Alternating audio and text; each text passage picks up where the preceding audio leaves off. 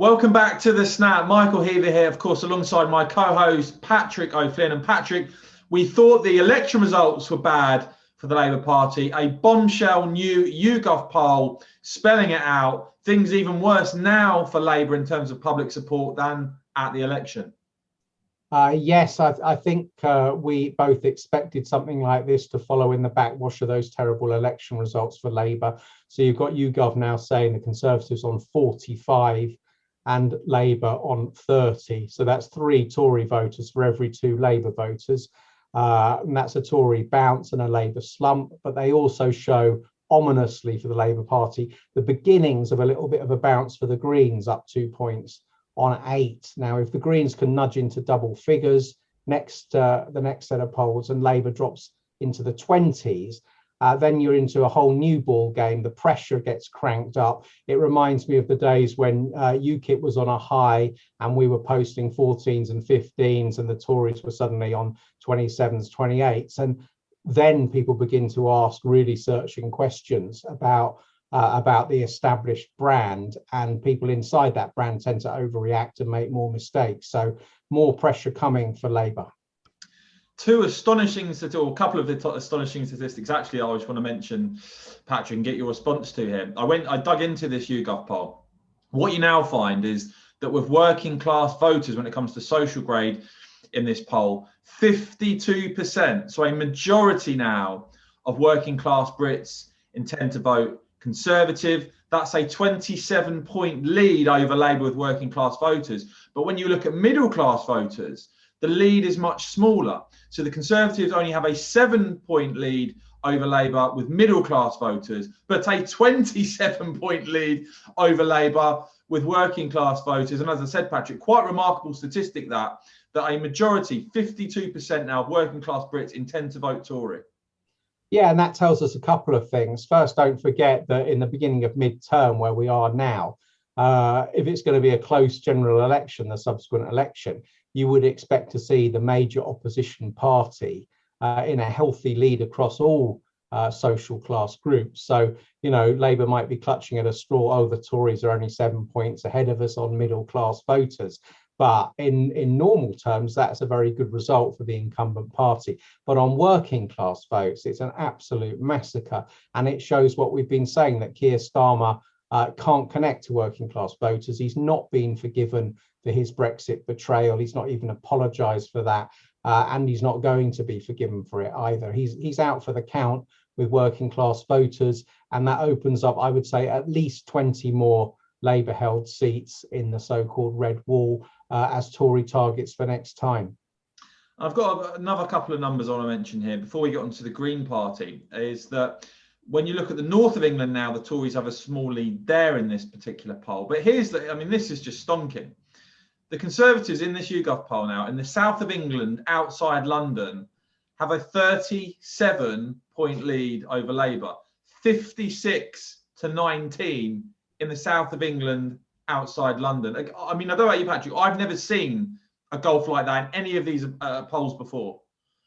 Well, that really is the end of the two-party system, isn't it? Sort of mid-term, with the incumbent governing party supposed to be at a low ebb.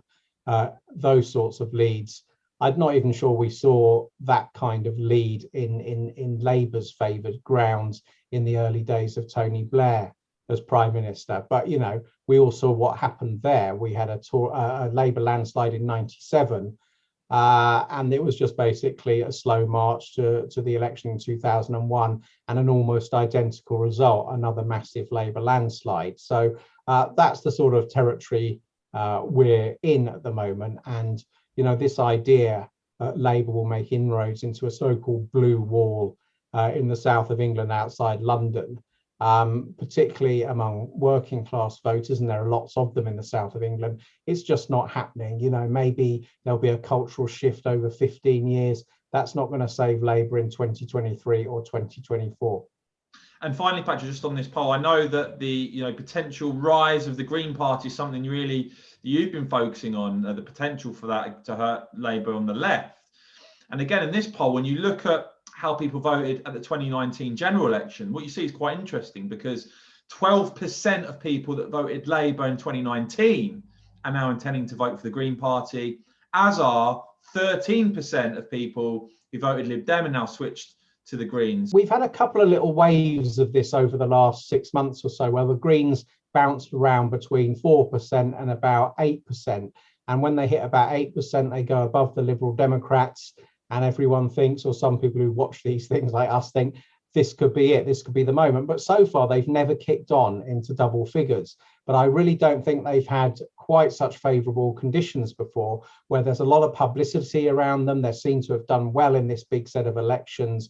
The Labour Party is floundering, voices in it saying, let's get back to red wall social conservatism, which will alienate the middle class graduate urban vote and give the Greens potential to kick on. And also the whole thought, the pretense that Labour is competitive at the next election and might win, and you might have a Labour government, that really has ebbed away. So the conditions are perfect for the Greens, but they need to make that extra kick on into double figures. And then I think the pressure on the Labour Party and its credibility, it really mounts up.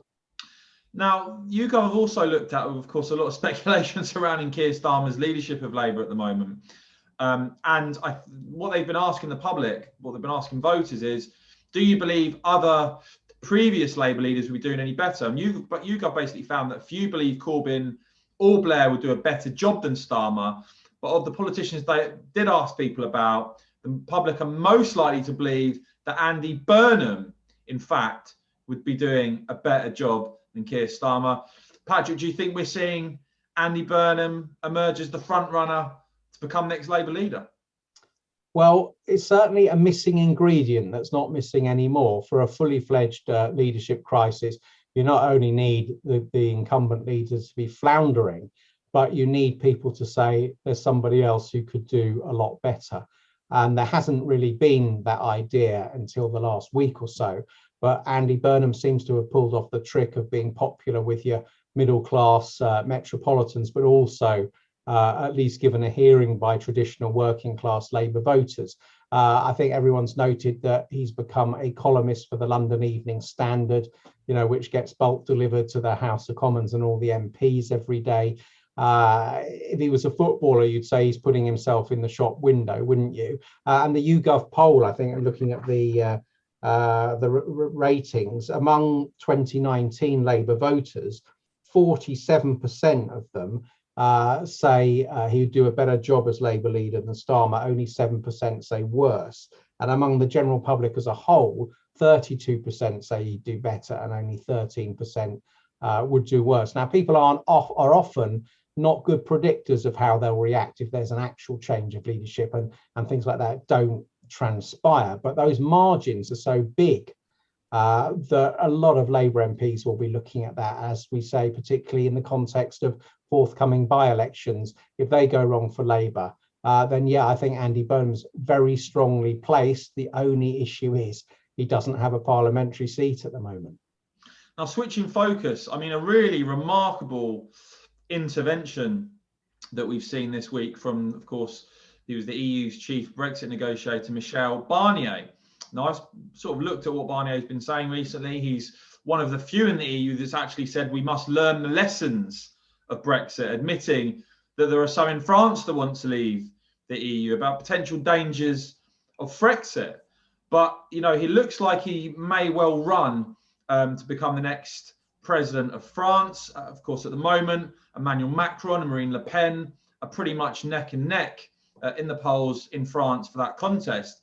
But Barnier making this intervention, Patrick, talking about immigration, essentially talking about a potential suspension of migration from outside the EU to France to the EU. The actual quote that's been reported is, I think we have to take the time, Barnier said, for 3 or 5 years to suspend immigration. What do you make of that?